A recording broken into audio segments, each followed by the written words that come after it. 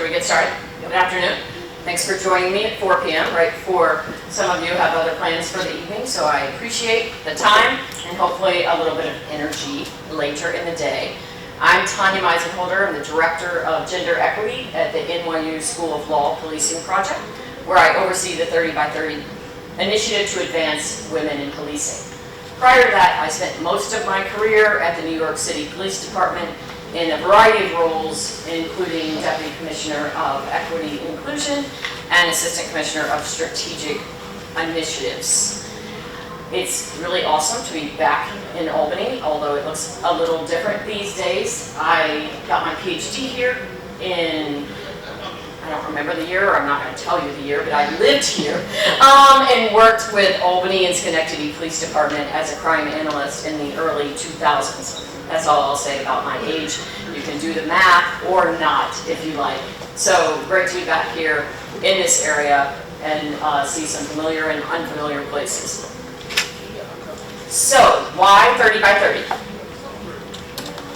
Three main reasons. Public trust and confidence in the police remains low. We do find that there are differences with this in other countries, as people often ask, why is the representation so much lower here than a place like Australia that's already well past 30%? No surprise to anyone in the room that policing is experiencing an unprecedented staffing crisis, which has an impact on public safety outcomes. And women are severely underrepresented in policing today, despite being uniquely valuable. So a little bit of the history of 30 by 30. Two co-founders, Chief Yvonne Roman, retired from the Newark, New Jersey Police Department, and Maureen, we call her Mo McGaugh, who at the time was working at the Department of Justice. Chief Roman noticed that women started to fail out of the academy at a much higher rate than their male counterparts. And the reason is that New Jersey had moved the timing of the physical fitness exam. So they had less time to prepare during the academy for when they passed their exam.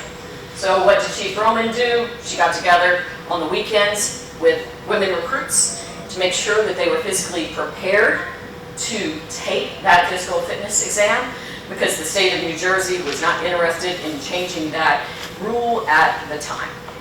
She then met up with Mo, who, as I mentioned, was in the Department of Justice, very influential in two programs which you might be familiar with. One is the NIJ Lead Scholars Program, and now she's working with the University of South Carolina on the EPS program.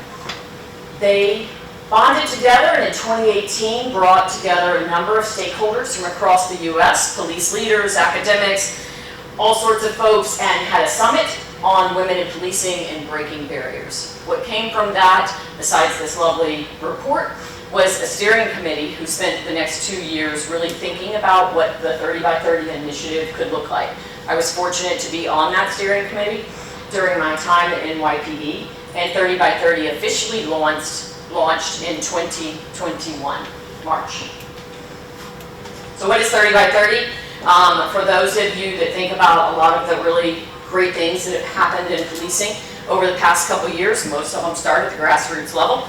So does 30 by 30, coalition of police leaders, researchers, and a number of other folks that are committed to advancing and supporting women in policing. Why 30%? 30% is based on the theory of representative bureaucracy, too many big words for me today, that indicates that it takes an underrepresented group to get to 30% before they can actually make a difference. Do we know if that's true? No, but it made for a great marketing tool, and it sounds reasonable. We get asked all the time, why not 50%? Why 10%? All of these different reasons. I'm going to go with the theory is true and that we need 30%. Having said that, we acknowledge, we know that most agencies will not get to that. And when they commit to doing this work with us, we make that clear that that is not the only expectation for the work that we're asking them to do. So, some people people do not support women in policing. They do not support 30 by 30. Anyone want to hazard a guess as to why? So after the Secret Service incident, where our former president was nearly assassinated, there was a lot on social media about women in policing. Some of the things they said were that women are too emotional, they have children, so that affects staffing. They weren't physically strong enough, and that they should be at home with their husband and children, that they did not belong in this field. And there's, I hate to say it, but there's still a lot of people out there, men and women, who don't think that women belong in policing. If you watch St. Louis at all, not that you are necessarily paying attention to St. Louis on a daily basis, but you'll see what happened this week is that there was a vendor who's very big in the health industry who made some really, really egregious comments about women in policing. And I'm happy to say that a former NYPD boss, who's now the chief of St. Louis Metro, Robert Tracy, him and his counterpart in St. Louis County very swiftly cut ties with him. And the company is, he made an apology, but sometimes apologies aren't enough when you say certain things. If you're interested in reading more about it, please go to our LinkedIn. You can see it. But it's really shocking to hear what people will still say in this day and age about women and policing. So what are we not about? We're not about tokenism. We do not want women to receive special treatment, nor do women, most of the ones that I know. They want to get promoted because they're qualified and because they did what they need to do to get promoted, not just because they're female. We're not about gender stereotyping. One of the things that we hear a lot about is that we're advocating for lowering standards. Not true. We are not advocating for lowering standards of physical fitness or in any other way. What we want is for the standards to be valid for the job. So NYPD, for instance, they have, well, I've been gone a little bit, but they have a 6-foot wall that you have to scale in order to pass the academy. Does that make sense in New York City? Probably. Does it make sense everywhere? Depends on your agency, depends on your geography, depends on all sorts of other things. There are no standards in the United States for hiring police officers. There may be a few at the state level, but nothing nationwide. How many police departments do we have in the United States? 18,000. We're not about removing men from policing. We need men in this work. We're not about hiring women at the expense of men. You will never hear us say that. We are about hiring qualified people that are valuable to this profession. And we're also not about only engaging women in creating change. I mentioned Chief Tracy and some of his counterparts. We have a ton of men that are supporting women more than ever now, especially after the Secret Service. I think you have to be careful with this. Someone asked me if I thought it was patriarchy, being overly protective of, oh, you should hear the things I've heard. If it's people being overly protective of women that I have to protect them, and I said, no, they're just doing the right thing. They're standing up for what they believe in and for what they know is right. And that's integrity. So what does 30 by 30 come down to? Qualified women deserve equitable access to the job and the ability to thrive. You notice I didn't say survive within it. Policing is a difficult job, you all know that, but it should be no more difficult for anyone just because you're a female. All right, there's way too much on this slide. I can't, I have to talk to them because I just can't do it. It's too much for me. It doesn't work. But there's a lot of academic research that talks about the unique value that women bring to policing. Some of the ones that we talk about the most is that women are better able to address crime victims, especially victims of sexual assault and domestic violence. I think the caveat with that is some women in the profession get pigeonholed into those jobs because people are well aware that they're good at it. They may not want to do it, but that's the job. So that's a balance that people have to think about in terms of where women are working in the organization, and is it by their own choice or is it by the organization's decision-making process?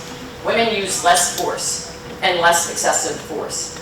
Someone said to me that there's still a large number of people that don't believe that cops should use less force. And I said, well, I don't know what to tell them, because policing is changing. It's been changing for a long time. If you think about the history of policing, it is a story of continuous improvement. And this profession will continue to do better. So if anyone wants to see police use more force, then they probably need to think about the profession they're in. Women find contraband with fewer searches. Why is that? I'm not sure. But it's an interesting academic finding, and I'm not going to go through all of the potential challenges with some of these stories. There are methodological issues. Some of them are in single agencies, all of the different things if you're in the academic space and do that type of research that you're well aware of. But this is generally what it says. My favorite one on here is that women are perceived by the community as being more honest and more compassionate. So I get to tell my husband all the time that I am more honest than he is. He doesn't believe me, but I try. And they cost agencies less. Women face fewer lawsuits and fewer complaints. So at the end of the day, they are costing your agency less money in terms of financial considerations. And they're also seen as less corrupt and more trustworthy by their agencies. Whether that's true or not is a difficult thing to answer, but perception is very powerful, especially in policing. And you probably all know when you think about crime stats, it's not, no one's paying, not a lot of people are paying to the crime stats and saying, oh, robbery's up, that's great. Or burglary's up. It's how you feel when you're walking down the street. It's your perception of what that is that really matters. So there's a lot of research on women in policing that talks about the value they bring to the profession. So why 30 by 32? 18% of recruit classes are made up of females. Right now, 13% of sworn officers, 3% of chief executives, so that's your police commissioners, your police chiefs, and then about 10% of your sergeants tend to be women. These numbers haven't changed much in the past 30 years, and the 13% is a little bit tricky because in that does not include the federal number, which is around 15%. It tends to be higher, and you have to think about where the locals are, and then the state police tend to be the lowest, around 7%. So when you think about the race of women in policing, and all of our data, by the way, is from the Bureau of Justice Statistics. They're always a little bit behind. A friend of mine works there, and I'm continuously asking him for up-to-date data, but I haven't gotten it yet.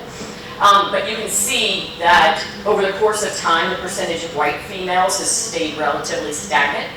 Black females is fairly low, around 3%. Where you've seen the jump is with Hispanic females. And then the other category, because people don't collect information on race in a consistent and reliable way, combines all of the other all of the other racial classes. The other chart is the one that I just mentioned. It adds in that intermediate, which there's differences in definitions, but that generally captures your lieutenants, captains, and the ranks above them. So, 18,000 agencies, 40% have no women. That's an improvement over 1997 when 60% had no women.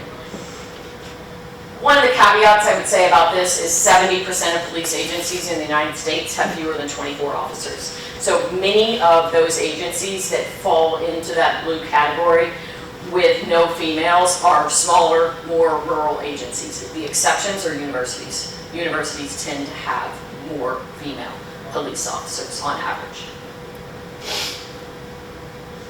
This is when you think about the academy, how many women are passing through the academy. I actually don't think this looks that bad, but in 2018, the most recent year the data was available, about 19% of recruits were females and 18% made it through. One thing the feds do as well is they break academies up into stress and non-stress environments. You can imagine what that is, but stress environment is more management by yelling, making people drop to their knees all the time and do push-ups and all of that. Non-stress is less of that and more of an academic setting. So this is showing that women tend to do better in a non-stress environment than in a stress. And then this chart causes me immense pain, because what it says is that women fail out of the academy at a higher rate than men overall because of physical fitness, because they can't fire a gun, and because they can't drive. Men, on the other hand, fall out because they get involved in more disciplinary actions, so they get in trouble more, and they fail out for academics.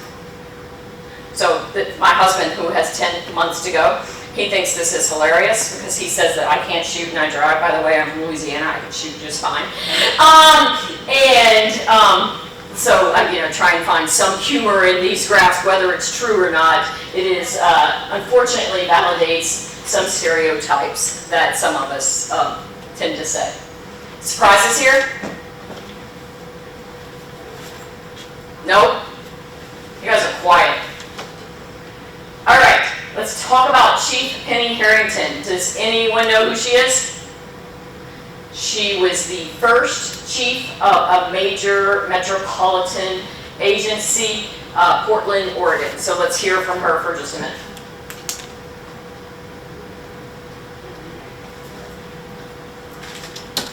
Let's hear from Penny.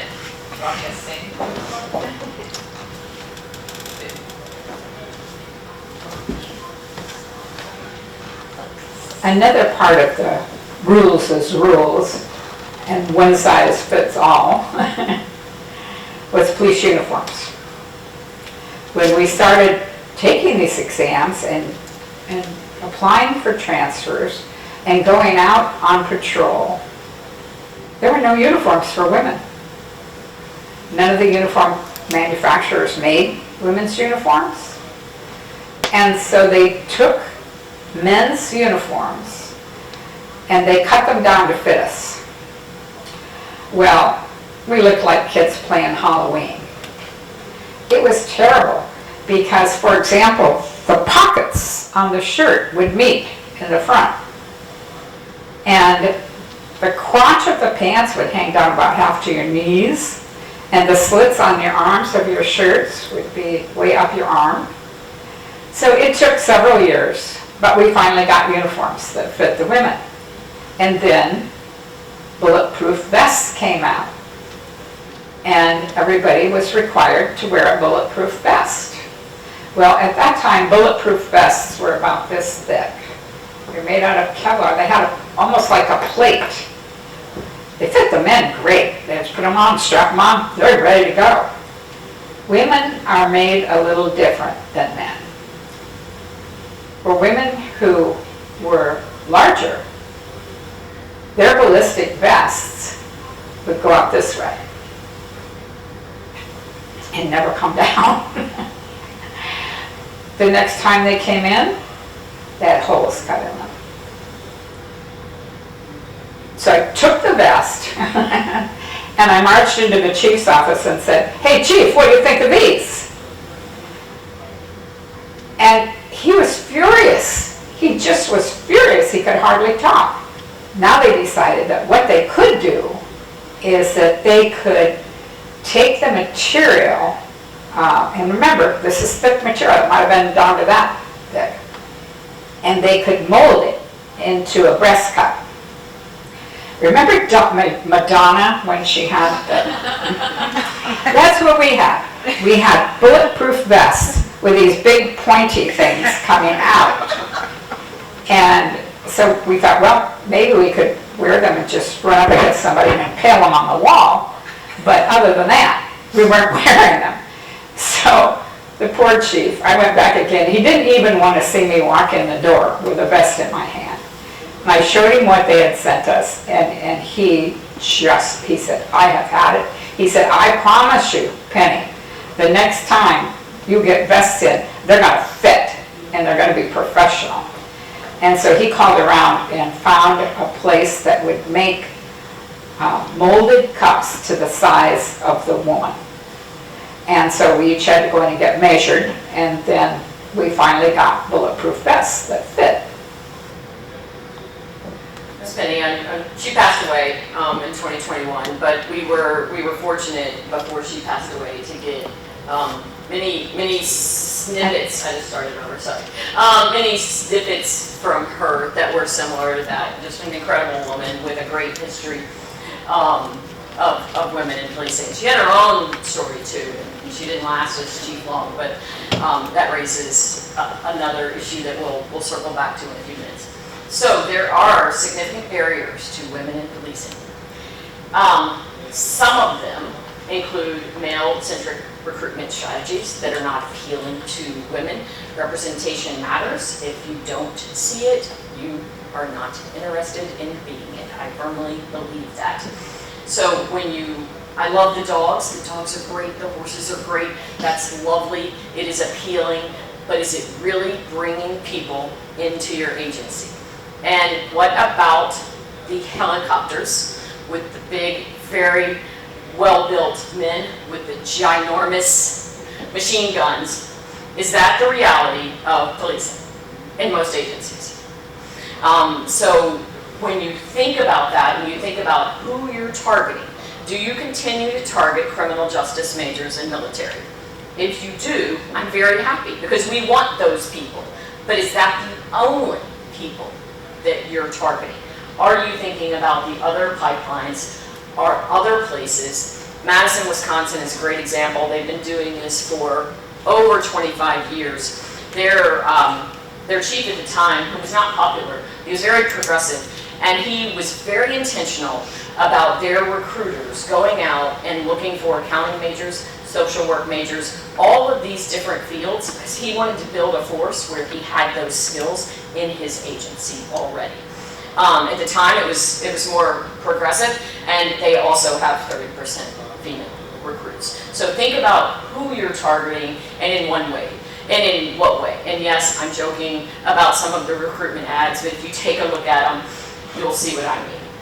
There are some assessments that are biased, don't measure what is required for the job, and they exclude women. We talked about the physical fitness exam, but think about other assessments in your agency, whether it's the hiring assessment, where it's the psychological exam, the medical, et cetera, and so on. When was the last time anyone really took a look at that and validated it? Is anyone examining that data to see if there's a disparate impact on any of those groups in your agency? Do people even know what a disparate impact is and that you're supposed to be doing that from a legal standard? Most agencies, I think it depends on the agency, the people that are running it, and what's really important. But who's getting to go to trainings? Who got to go to events like this from your agency? How are those selections made in your organization? Is it the same group of people sitting on a panel making decisions for people in your agency in a subjective manner without any real guidance? Critical equipment like bulletproof vests that don't fit. I was just having a conversation with someone about this, and they said that they really don't see that in certain areas. We've heard both. But what I can tell you is that some federal agencies, there was some news about them earlier this year because they had known for several years that the vendor they were using did not make the appropriate adjustments on their vests, so they were less safe for females. Essentially meaning that if a bullet came at a woman, it was going to hit her in the breast and go straight in her face.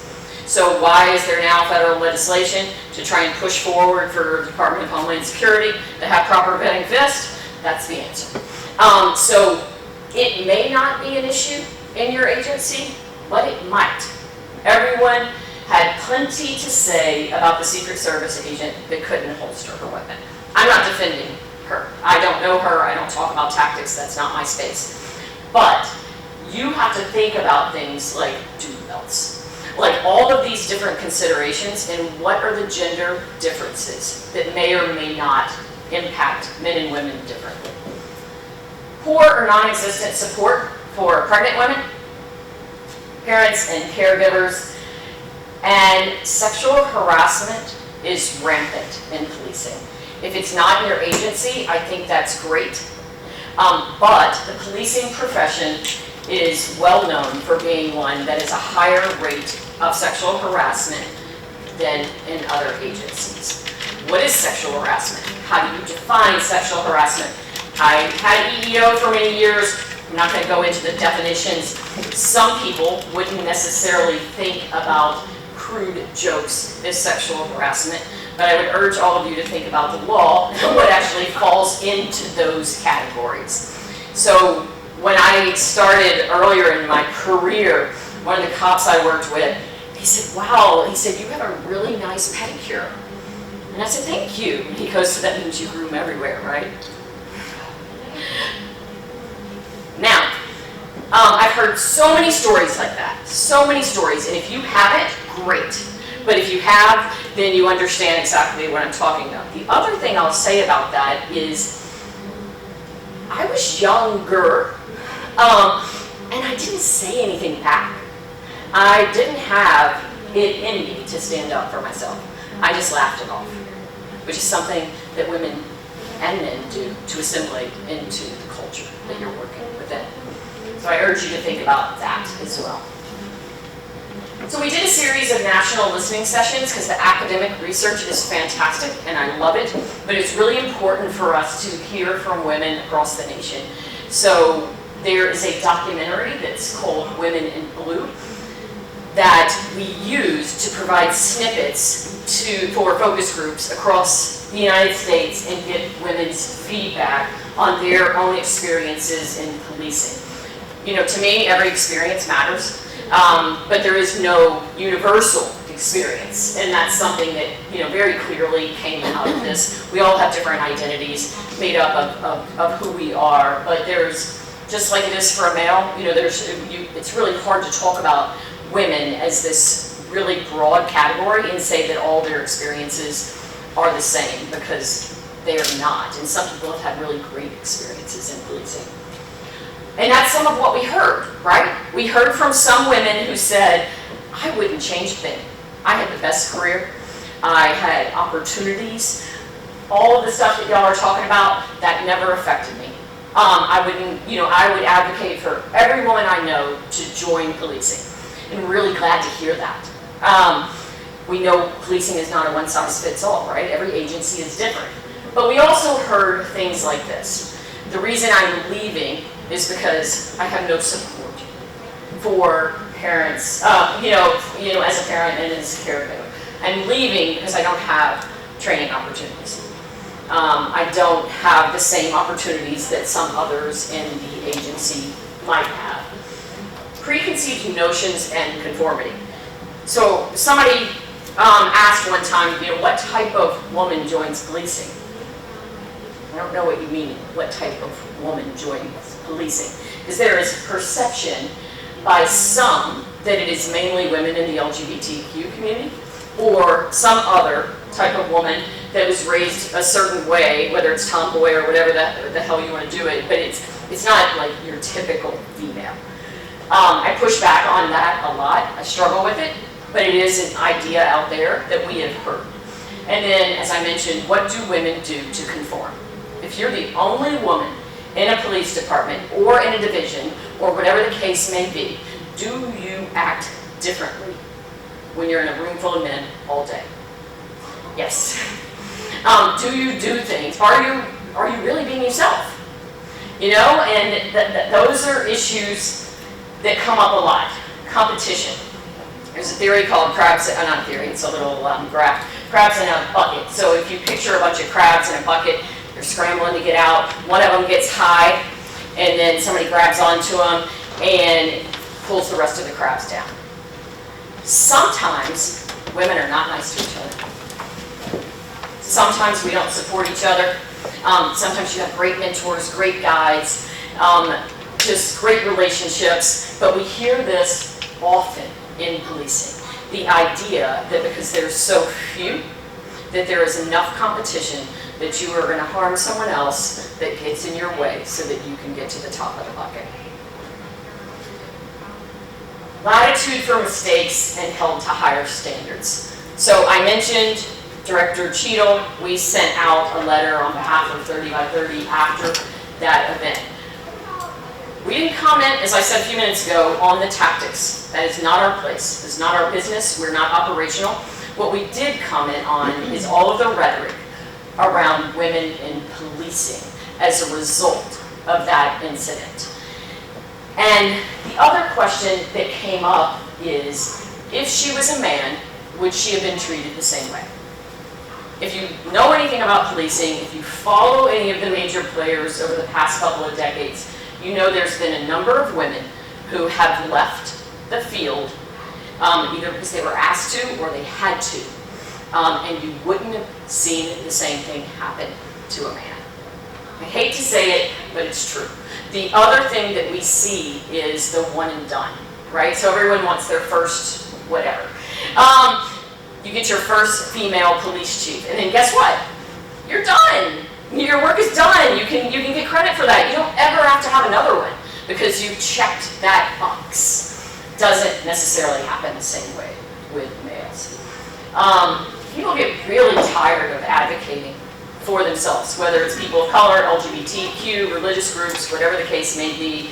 You know, women talking that are really into equity issues around advocating for women, it's exhausting to continuously try and push other people.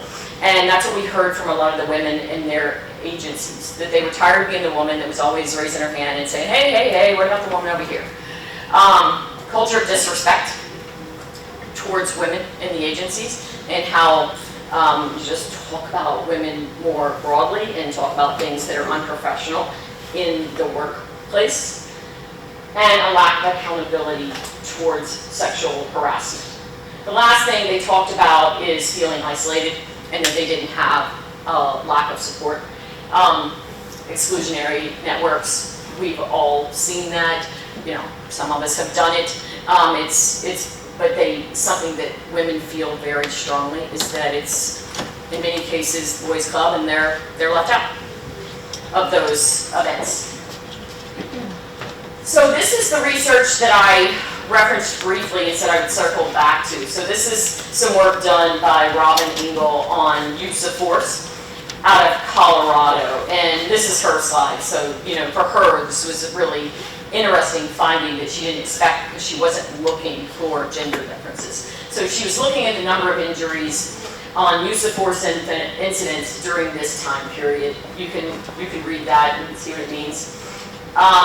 What she found was that women were less likely to use force, that they were more likely to be injured, significantly more likely. And that was holding other things accountable. So what was the reason? She looked at level of resistance, and she looked at using more than one type of force. The significant difference was that women were using tasers more than men. So that, to me, whether it's true in other agencies or not, I'm not sure, but that's a really important finding, because if women are using tasers more because they're not trained in jiu-jitsu or whatever it is that's going to make them comfortable using force, then that's a training issue, that's a policy issue. That's an issue that you should be aware of in your agency and be thinking about how do you address this so women are injured less. So how does 30 by 30 work? It is a commitment to doing this work by your agency head. We have some agencies that sign on to do this work because it's a great political move for them at the moment. It looks good on Women's History Day to say they joined 30 by 30, right? But then what are they actually doing with it? Some are doing a ton, and others not so much. What we are asking them to do is to think about these areas, to where might there be bias in your policies, in your processes that are affecting men and women differently. Are needs of women in your agency being met? We've had some people think about this two ways. You know, are there people in the agency that just aren't aware that some women have different needs? Like they just don't know, because you know, policing is a profession that was created by and for men, and I don't say that as criticism, that's history. Or are they aware of those needs and not actually doing anything to address them, which is far worse. And then thinking about how to transform your agency culture. How do you change culture? I don't know. Does anyone have the answer? Age-old question in policing, right? You know, I want to stay here for a minute, because 30 by 30 is not for every agency. There are agencies, plenty of them, with no women at all. I had a call with someone in South Dakota a couple weeks ago, and he said, we have 12 officers. We really want to have our first female officer. I said, all right, so we were talking for a while. And he said, but you know, I've talked to women in the county, and you know, they just don't believe women should be in policing. And I'm like, well, we can't start with 30 by 30 then. Like, we need to go back and have other conversations about women in the workplace before we can have a conversation about how you get that first woman in your small agency. Although I applaud your efforts and I'm happy to help, but it's a much larger issue in society about women in the workplace. You know, women now make up about, there's about 60% of women in the workplace compared to 40% 30 years ago. So there's still a number of women that are in the working years that do not work, that are staying at home, you know, whatever the case may be. We also, the branding is great, I love it. 30 by 30 caught a lot of attention. It's been wonderful for many reasons. If I was doing it over, I wouldn't have done it. And it's because some people believe that that's all we're about. And so they don't join in these conversations with us because they say there's no way I can reach 30%. Frankly, we don't care if you reach 30%. What we want is for your agency to be a place that's supportive of women, and that women want to work there, they have opportunities when they're there, and that they want to stay there. So it's really about transforming policing to make it healthier for everyone in the workplace in terms of the safety, mental well-being of all of those folks. That's something that we talk about often, and we applaud efforts when you do have an agency that's, you know, there was someone I was talking to yesterday, 7 people in their department, and they just hired their first female.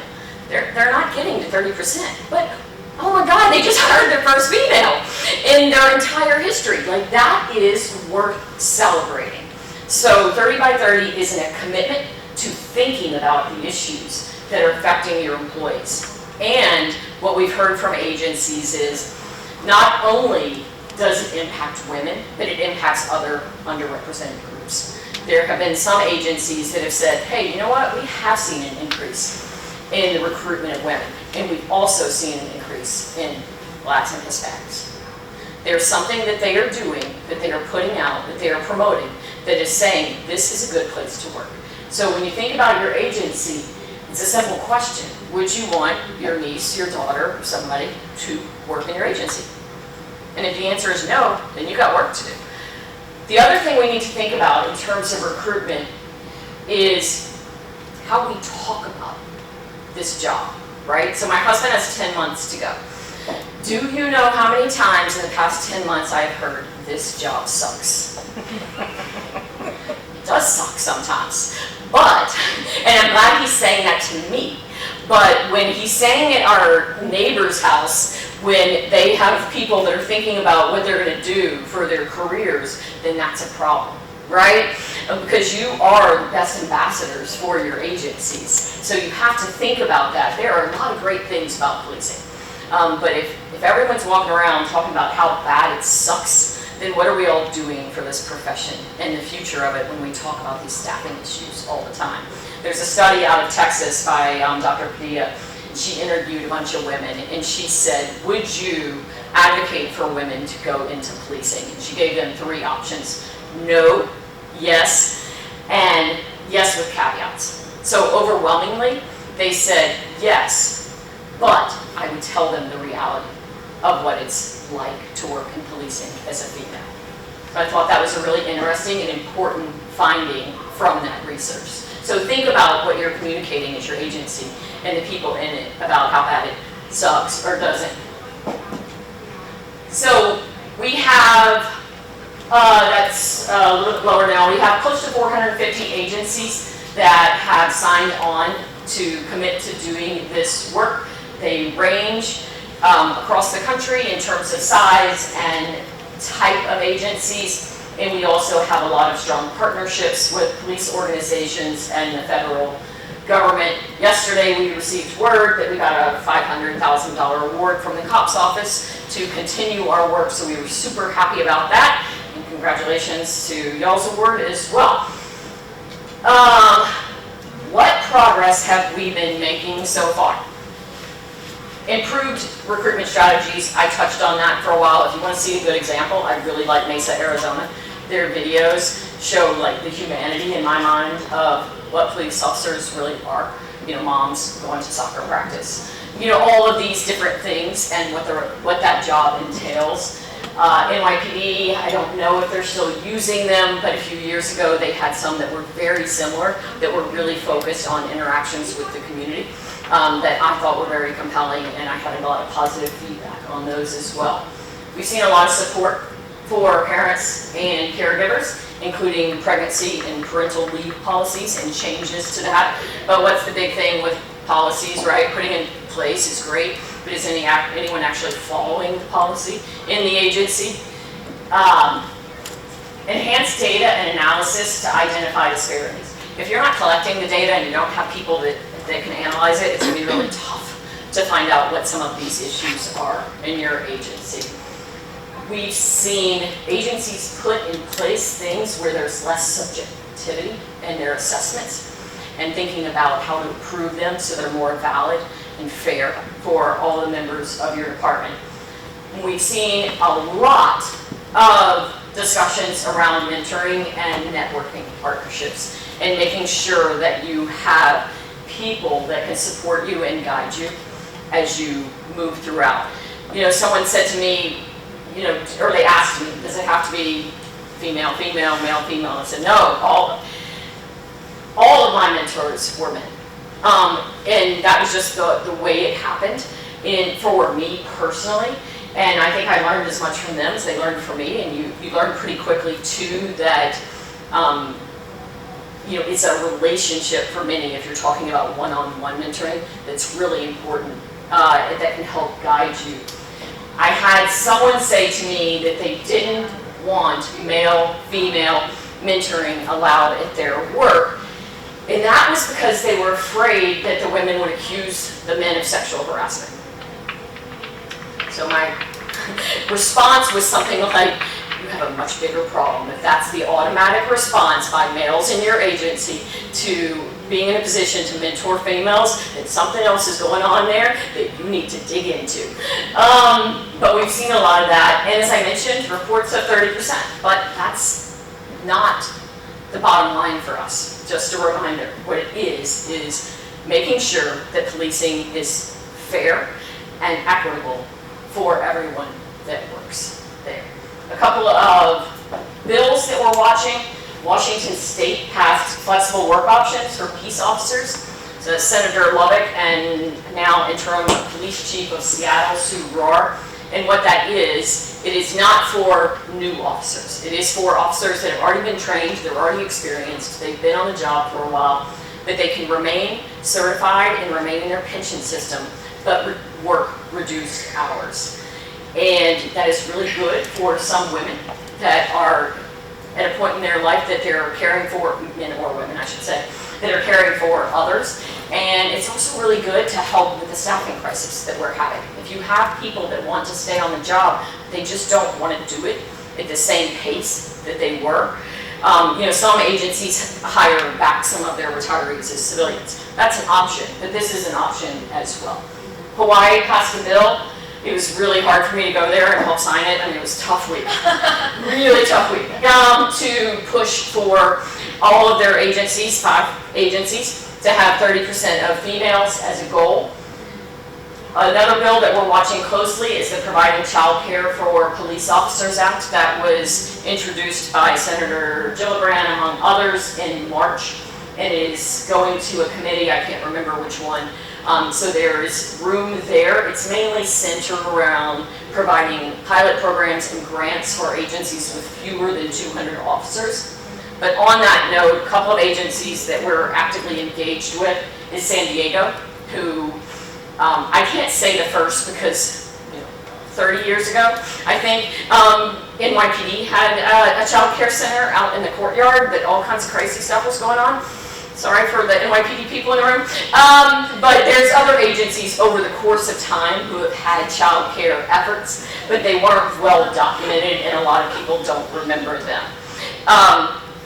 But San Diego is the most recent one to have child care options for their first responders. St. Louis County is working on that as well, in addition to Baltimore Police Department and Nashville. So there is a growing awareness of the need for child care for first responders, not just men and women, but anyone that is working 24/7, types of jobs that need flexibility in their child care options.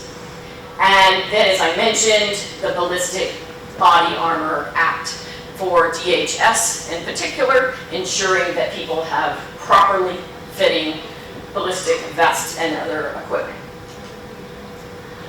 Another busy slide that I'm not going to read all of is where are we going now, what are we focused on? I mentioned sexual harassment a couple of times. That is an area that is becoming increasingly important as the number of lawsuits and the people that are suing police departments for sexual harassment is on the increase. There's a suit recently in a small northwestern town where a female officer was being interviewed for a task force position by 2 males, and ironically she recorded it, because not for the reason you think. She recorded it because she was trying to get a good sense of how she interviewed, like preparation.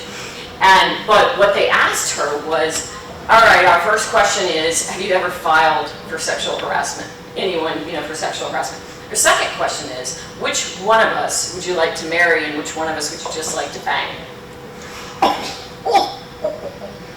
You know what she got for that? $30,000. It's an increasing issue that's getting more and more attention in the workplace and especially in policing. Then a number of the other things that I mentioned, thinking about hiring assessments, support for data collection and analysis for agencies, and really increasing awareness and communications around women in policing and making this commitment. We have a number of partners, they're all listed there. We have others, but I have to do that to say thank you. Thank you to everyone on there. And that's it. 30 by 30. What questions do we have? I have a question. Oh, no, anyone but you. Which grant did we get? Accreditation. Fantastic. I do this to everybody. Sorry. So, first of all, I just want to say thank you. Your mentorship and the lessons in inclusivity that I've learned from working with you have made me a better leader of my own agency. So the first thing I want to say is thank you for that. And then the second thing is, how does 30 by 30 kind of intersect or reconcile its mission with the changing nature of gender identity and expression? Yeah, it's a great question, and it's one that we haven't delved into too much. Early on when we were starting our comms efforts, we said gender identity and people who identify, and used all the appropriate language and got a lot of pushback on DEI-centered language like intersectionality and words like that. And I think that's part of a much larger issue, which we can talk about later if you want. We have acknowledged to agencies, New York State Police is a good example, that there are places where you're going to need to think about how you're collecting that data and incorporate it into this. But we have more work to do on that. Sorry, I don't have a better answer. No, I'm just curious. It's important. The other thing I really want to focus on is professional staff. So I think we'll be expanding. As anyone that's worked in an agency with cops and loves policing, but you feel a bit different as a professional staff or non-sworn employee in the workplace. And women are facing, non-sworn women, whatever term you use, are facing many of the same issues in policing as the men are. Other questions? How do you see the international landscape changing? Overseas, Europe? Yeah, internationally, they doing a lot better than us and a lot of other places. I think you have to take into account a couple of things. The type of policing they do. Most places don't have firearms. If you think about the UK, if you think about how women in the workplace, how are women in the workplace in those areas? So a few minutes ago, I mentioned there's about 60% of women in the workplace in the US. What is that like in those other areas? But there was a recent conference in Australia and New Zealand, Australia-New Zealand Evidence-Based Policing Conference, something like that. And they brought together a number of people that are involved in evidence-based policing efforts, including the one in the United States, and they all made a commitment to make gender equity a focus nationally. So ensuring that we're doing research, ensuring that we're talking across the pond, if you will, and comparing notes and seeing what those differences are from an international landscape and why, some women are attracted and why they excel in policing and others don't. Anyone else? Yes, ma'am. So a common theme that I've seen is when women start to climb the ladder or gain rank within their agency, imposter syndrome. And I know there's been like a lot of work done on it in the corporate world. I was wondering if you've known of any research or any work that's been done in that area for women in law enforcement, because it's common, right? Like someone, a female gets promoted over a male, and you hear like, oh, well, like it's a check the box, or like it's a DEI hire when that person is in fact qualified, which then affects that person in a brand new position, like their confidence going into it. Yeah, it's a great question, and we see that a lot. A lot of the research we've done with internal agency employees is centered around that issue, around confidence. Like, why do some women feel really confident that they can excel in policing, and why do others not feel that way? And so that has been a recurring theme. And to your point, we've had some agencies join 30 by 30 and then call us afterwards and say, you know what, we promoted Lieutenant Dates, and she's having a really hard time in this agency now because everyone said that she got promoted because we joined 30 by 30. So it was because of this. And that's something that we're working through. We're actually crafting a guide to help have those conversations. I think it's two separate issues. It's the perception of women feeling like they got, or the perception of people in the agency feeling like they got something when they didn't deserve it. And what I've seen some women do is, push back and say like, who says I didn't earn this? Like, I took the same damn exam you did. I went through the same process you did. I went through all of these things. But does that make a difference to that person on an individual level? Maybe. Does it address the larger issues about why some women feel less confident and what makes them feel that way? Part of it is just around physical safety, right? That some people in the community, and there's some research on this, say women should be cops because they can't protect people in the community. They're not strong enough. And that's that vision that we have of what does a police officer look like in the United States. And more often than not, it's a male who can protect you from whatever it is that you need protected from. So I didn't answer your question directly, but I'd love to get your information and follow up with you. There is some research out there, and I'm happy to share it with you. Awesome, thanks. All good? Time for people to go out and have fun? Or not? All right, thanks. Thank you. Now I can take my noisemaker off so nobody's tracking me.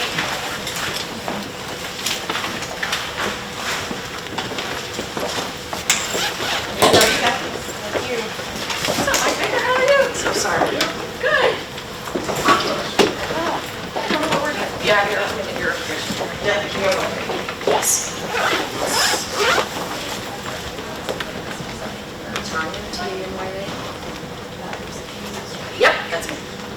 You want to send me a text and we'll do a connect though. Because that was just called.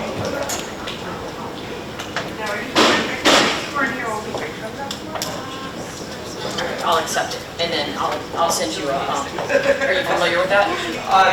Or LinkedIn? Oh, LinkedIn? Yeah. Yeah, okay, so I'll send you a message with my contact. Yeah, yeah, I know how to manage. Okay, good.